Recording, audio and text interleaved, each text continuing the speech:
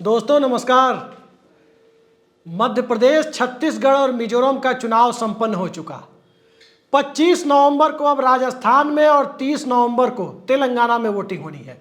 लेकिन भारतीय जनता पार्टी के लिहाज से राजस्थान का चुनाव बेहद महत्वपूर्ण है और राजस्थान का चुनाव उस राज्य का चुनाव माना जाता है जिस राज्य में हर 5 साल पे सत्ता रोटेट होती हुई रहती है, सत्ता बदलती रहती है, कभी कांग्रेस कभी भाजपा। और पिछले 25 सालों के इतिहास पर नजर डालें तो कभी गहलोत कभी वसुंधरा राजे, फिर कभी अशोक गहलोत, फिर वसुंधरा राजे और फिर अशोक गहलोत। यानी कांग्रेस भाजपा में रोटेशन से ज्यादा ये अशोक गहलोत और वसुंधरा राजे के रोटेशन में तब्दील हो चुकी सत्ता है। लेकिन क्या इस बार भी रोटेशन हो रहा है? पक्के तौर पर नहीं कह सकते। इस बार के चुनाव को प्रभावित करने वाले असली फैक्टर कौन है, असली कारण कौन है, जरा उनको टटोलने की कोशिश करें तो तमाम ऐसे कारण मिल जाएंगे। लेकिन अब चुनाव को चूंकि हफ्ता भर से भी कम समय शेष है, तो उस परिस्थिति में जब हमने इनको टटोलने की कोशिश की तो 3 बड़े फैक्टर, जी हाँ 3 बड़े फैक्टर राजस्थान के चुनाव को प्रभावित करते हुए नजर आ रहे हैं।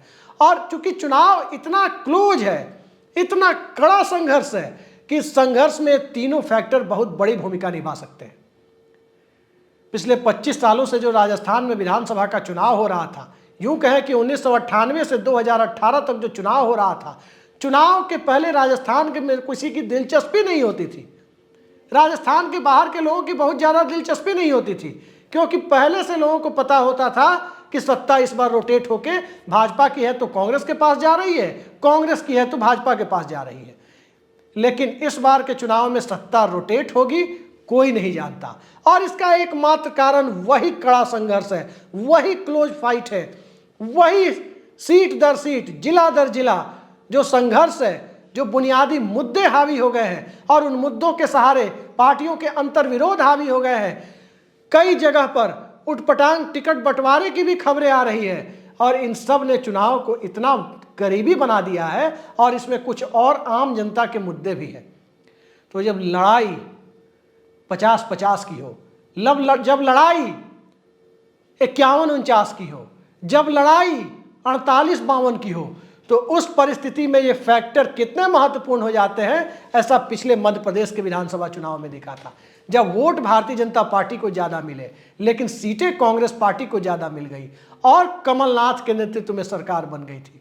भले ही वो सरकार 15 महीने बाद किसी ऑपरेशन लोटस का शिकार हो गई, किसी महाराजा के पार्टी बदल लेने से सरकार चली गई, लेकिन राजस्थान में न तो महाराजा की चर्चा होती है और न ही पार्टी बदलने जैसी कोई बड़ी घटनाएं होती है।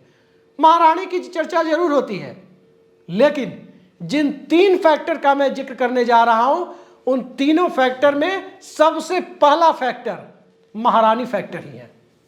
महारानी फैक्टर यानी वसुंधरा राजे सिंधिया का फैक्टर। वसुंधरा राजे सिंधिया का फैक्टर यानी भारतीय जनता पार्टी की चुनावी संभावनाओं को कितना बल मिलेगा या कितना तुषारापात हो जाएगा उसको तय करने वाला फैक्टर। और महारानी फैक्टर का असर क्या है?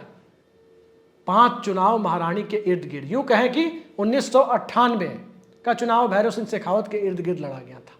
वो मुख्यमंत्री पद पर थे और चुनाव में बुरी हार हुई थी, 13 साल के मुख्यमंत्री।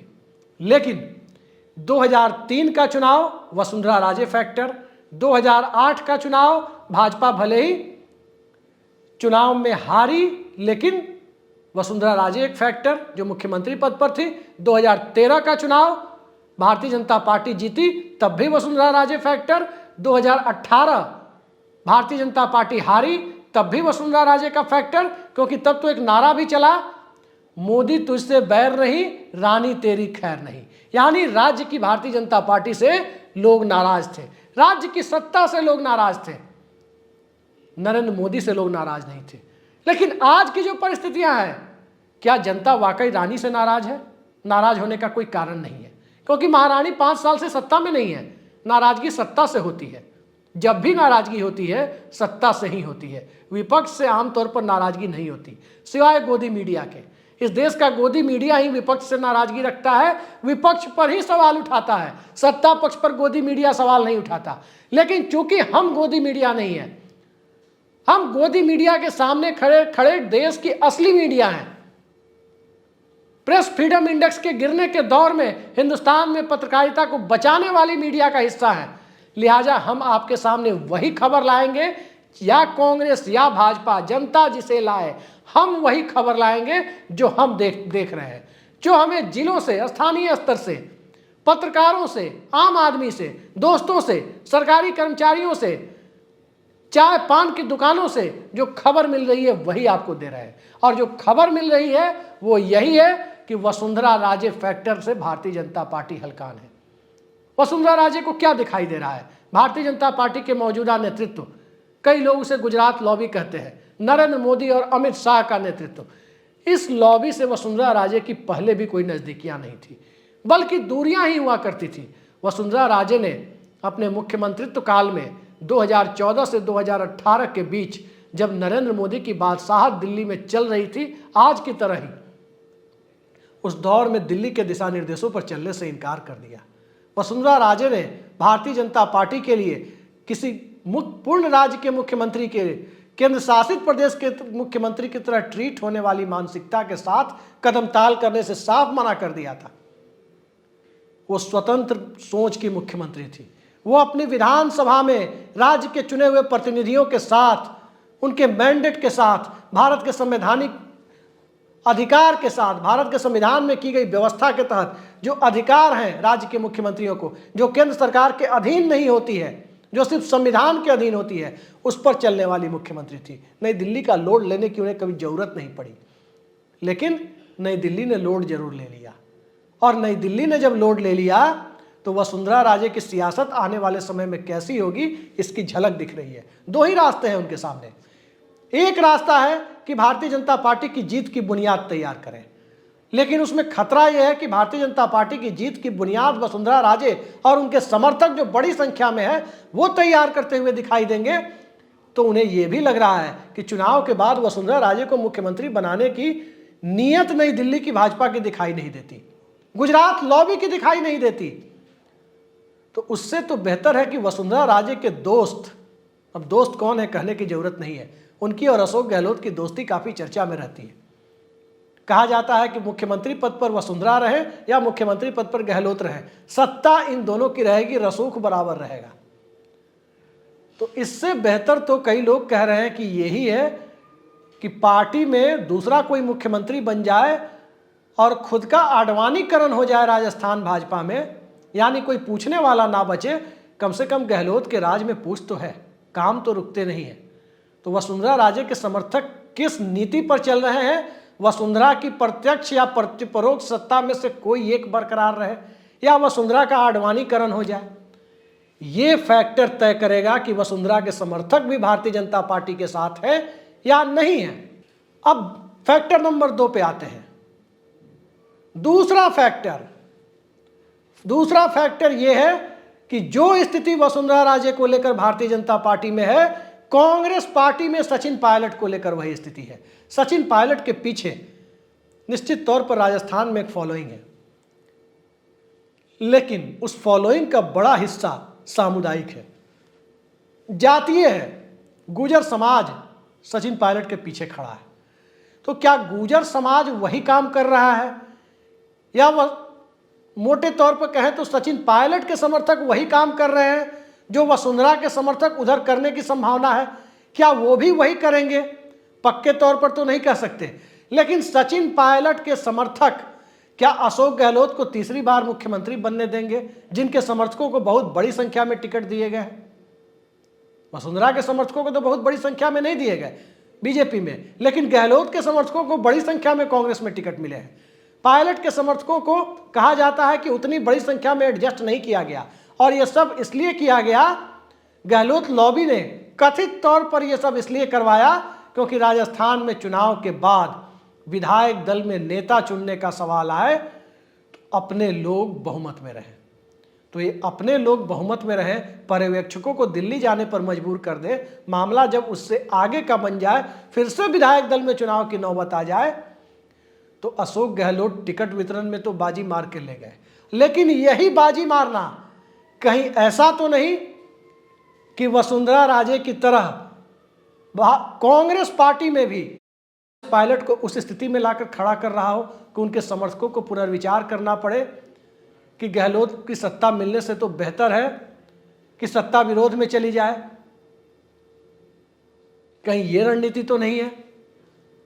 और वाकई सचिन पायलट खुद तो अपनी सीट निकाल लेंगे या निकाल सकते हैं, लेकिन सचिन पायलट के समर्थक पूरे राजस्थान में कांग्रेस पार्टी का पूरे मनोयोग से साथ दे रहे हैं, या उनका मनोयोग उसी दुविधा में है जिस दुविधा में वसुंधरा राजे के समर्थकों का मनोयोग है।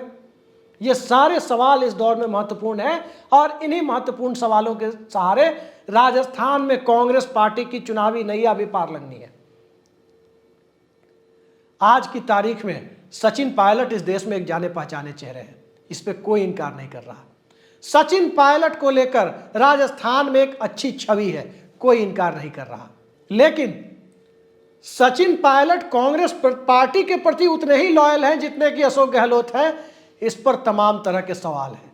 और यही सवाल उन्हें मुख्यमंत्री पद से दूर ले जाने वाले घटनाक्रम को फिर से पैदा कर दे तो कोई आश्चर्य नहीं है। अशोक गहलोत तो कहते भी रहे कि मानेसर कौन गया था और मानेसर जाने के पीछे कौन सा खेल था, इस बात को भी अशोक गहलोत प्रत्यक्ष या अप्रत्यक्ष रूप से दोहराते रहे हैं। लेकिन आज की तारीख में फोटो भी खिंचवा लेते हैं साथ में, दोनों एक साथ बैठे हुए एक साथ खड़े फोटो भी खिंचवा लेते हैं। चुनाव है, चुनाव कुछ भी करा सकता है। चुनाव ने तो नरेंद्र मोदी और वसुंधरा राजे की भी फोटो खिंचवा दी है, चुनाव ने तो अमित शाह और वसुंधरा राजे की भी फोटो खिंचवा दी है। तो चुनाव में फोटो खिंचवाना और समर्थकों का पार्टी के साथ फोटो की तरह चिपके रहना, ये दोनों बड़ा विरोधाभासी है। इन दोनों में कितना अंतर है, इस बुनियादी अंतर को समझने के लिए कई सारे राज्यों के चुनावी नतीजे देखे जा सकते हैं। अशोक गहलोत को पता है सत्ता फिसली तो सत्ता अगली बार नहीं आनी है। सचिन पायलट को पता है कि अशोक गहलोत सत्ता में आ गए तीसरी बार तो राजस्थान की सत्ता भविष्य में अब कभी नहीं मिलनी है। अब इसी सहारे यदि सियासत दूसरी दिशा में जाए, कभी नहीं मिलनी है कहने का मेरा आशय ये था कि 5 गहलोत आ गए तो फिर 5 साल, अब 10 साल की एंटी इनकम्बेंसी होगी तो राजस्थान तो 5 साल बर्दाश्त नहीं करता। गलती से 10 साल बर्दाश्त कर लिए तो उसके बाद तो सत्ता जानी है, यानी सत्ता जानी है, अगर अभी नहीं गई तो उस दरमियान जाती है। तो उस परिस्थिति में 10 साल सत्ता से दूरी की संभावना, मुख्यमंत्री पद से दूरी की संभावना, तो एक कैलकुलेशन उधर है। उससे बड़ा कैलकुलेशन वसुंधरा राजे के मामले में है कि यहाँ तो सियासत ही पूरी तरह से खत्म होने का खतरा है यदि मुख्यमंत्री पद नहीं मिला तो। राजस्थान में भी एक मार्गदर्शक मंडल बनने का खतरा है। तो इन दोनों के बीच में भाजपा और कांग्रेस दोनों निश्चिंत नहीं है कि आखिर वसुंधरा और सचिन पायलट के समर्थक अपनी अपनी पार्टियों के साथ पूरी लॉयल्टी के साथ, पूरी निष्ठा के साथ खड़े रहेंगे या नहीं रहेंगे। अब आते हैं तीसरे फैक्टर की तरफ, जो बेहद महत्वपूर्ण फैक्टर है, यूं कहें कि सरकारी कर्मचारियों का फैक्टर। जब चुनाव बहुत क्लोज कॉन्टेस्ट का होता है, बहुत नजदीकी मुकाबले का होता है, 1, 1.5, 2% या मैक्सिमम 3% के अंतर से ज्यादा का चुनाव जब दिखाई नहीं देता, तो इलेक्शन ड्यूटी में लगे हुए लोग, उनके परिवार के लोग और इलेक्शन ड्यूटी करने की चाहत में सरकारी नौकरियों की तैयारी करने वाले लोग, ये कितना बड़ा फैक्टर होते हैं। अशोक गहलोत ने उन्हें बहुत बड़ी चीज दी है, इस बात से कोई इनकार नहीं कर सकता। अशोक गहलोत ने उस चीज को उन्हें दिया जो अटल बिहारी वाजपेयी की सरकार जब थी और पुरानी पेंशन व्यवस्था जब खत्म की गई केंद्र सरकार के कर्मचारियों के लिए, राजस्थान की भाजपा सरकार ने भी, वसुंधरा राजे उस वक्त मुख्यमंत्री थी, उस सरकार ने भी राजस्थान में ओल्ड पेंशन स्कीम को खत्म कर दिया। भारतीय जनता पार्टी ने जो घोषणा पत्र या संकल्प पत्र जो भी कहें, ओल्ड पेंशन स्कीम के मुद्दे पर चुप्पी साध ली है। लेकिन बीजेपी शायद ये भूल गई है कि ईवीएम की कमान कंट्रोल रूम से निकालकर बूथ तक ले जाना, बूथ पर मुकम्मल वोटिंग करा के स्वतंत्र और निष्पक्ष चुनाव, जो चुनाव आयोग का तकिया कलाम है, उस तकिया कलाम के साथ चुनाव करा करके और स्वतंत्र और निष्पक्ष तरीके से बूथ ईवीएम मशीन को सील करवाकर स्ट्रांग रूम तक वापस लाना, ये काम उन्हीं सरकारी कर्मचारियों का है जिन सरकारी कर्मचारियों को ओल्ड पेंशन स्कीम की सुविधा बहाल करने का काम अशोक गहलोत की सरकार ने किया है। Bharatiya Janata party old pension के विरोध में है, इस बात को लेकर इनकार नहीं किया जा सकता। बिना ओपीएस का, बिना ओल्ड पेंशन का नाम लिए बगैर संसद में क्या कहा था राज्यसभा में देश के प्रधानमंत्री ने? हिमाचल के चुनाव के नतीजे आने के बाद और ओल्ड पेंशन की बहाली के बाद नरेंद्र मोदी जी ने यही कहा था ना, चुनाव जीतने के लिए जो काम इस देश में कुछ राजनीतिक दल कर रहे हैं, कृपया करके ना करें और पुनर्विचार करें कि वो क्या करने जा रहे हैं। इशारा ओल्ड पेंशन स्कीम थी। और ओल्ड पेंशन स्कीम के मुद्दे के साथ सरकारी कर्मचारी कितने जज्बाती हैं, उनका परिवार कितना जज्बाती है, वो दिल्ली के रामलीला मैदान में ओल्ड पेंशन के मुद्दे पर होने वाली सरकारी कर्मचारियों के भीड़ से देखा जा सकता है, जिस भीड़ को गोदी मीडिया कभी कवर करने नहीं जाता। शायद उतनी भीड़ किसी राजनीतिक दल के कार्यक्रम में, उसके जलसे में नहीं जुटती। अन्ना हजारे के आंदोलन में उतनी बड़ी भीड़ नहीं दिखी जितनी बड़ी भीड़ ओल्ड पेंशन स्कीम के मुद्दे पर रामलीला मैदान में दिखी। गोदी मीडिया ने कवर नहीं किया तो क्या वो मुद्दा नहीं था? क्या निश्चित तौर पर मुद्दा था और है। और वो काम, वो सौगात अशोक गहलोत की सरकार ने दी है। तो सवाल यह है कि सरकारी कर्मचारी और उनका परिवार क्या निजी तौर पर गहलोत का चुनावी एहसान चुकाएगा, या फिर चुनावी एहसान चुकाने की प्रक्रिया स्वतंत्र और निष्पक्ष चुनाव को भी प्रभावित करने की हद तक चली जाएगी? चुनाव किसी भी व्यक्ति को, किसी भी कर्मचारी को, चुनाव ड्यूटी में लगे हुए किसी भी व्यक्ति को सबसे पहले भारत के संविधान का ध्यान रखना चाहिए। आपको किसी ने कुछ भी दिया, लेकिन चुनाव निष्पक्ष तरीके से कराएं। लेकिन व्यावहारिकता में ऐसा होता दिखता है क्या? दरअसल सरकारी कर्मचारियों को डर इस बात का है कि गलती से यदि भारतीय जनता पार्टी सत्ता में आ गई, वो चुनाव जीत करके आ गई, तो ओल्ड पेंशन स्कीम कहीं फिर से जो अशोक गहलोत ने दी है उसे फिर से खत्म तो नहीं कर देगी, फिर से न्यू पेंशन स्कीम यानी एनपीएस शुरू तो नहीं कर देगी। ये खतरा वहां के सरकारी कर्मचारियों को है।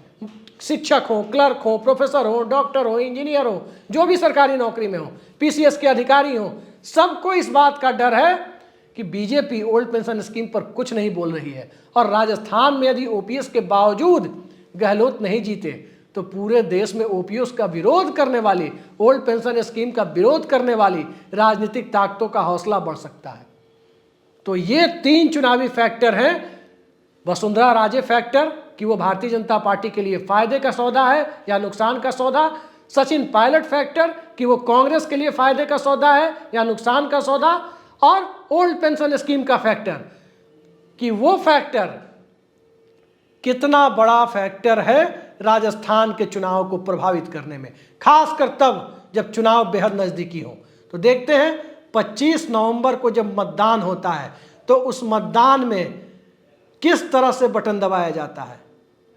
लोकतंत्र में वोटिंग जो होती है, देश के बड़े राजनेता तो फंदा लगाने की बात करते हैं, लेकिन वोटिंग फंदा लगाने के लिए नहीं होती, बल्कि फंदे को हटाने के लिए होती है। तो आने वाले वक्त में फंदा लगाना है या फंदा हटाना है, वोटिंग इस बात को ध्यान में रखकर की जाए। और राजस्थान के वोटर्स से हमारी अपील है कि वो वोट जरूर करें, ज़्यादा से ज़्यादा संख्या में करें, लोकतंत्र के इस महापर्व को में अपना योगदान दें और अपनी मर्जी की सरकार और विपक्ष का निर्माण करने की दिशा में जाएं। लेकिन जो 3 फैक्टर मैंने बताए, वो तीनों फैक्टर ही इस बेहद नज़दीकी मुकाबले को प्रभावित करने जा रहे हैं। फिलहाल के लिए इतना ही, और यदि आपने हमारे चैनल को सब्सक्राइब नहीं किया है तो सब्सक्राइब जरूर करें। नमस्कार।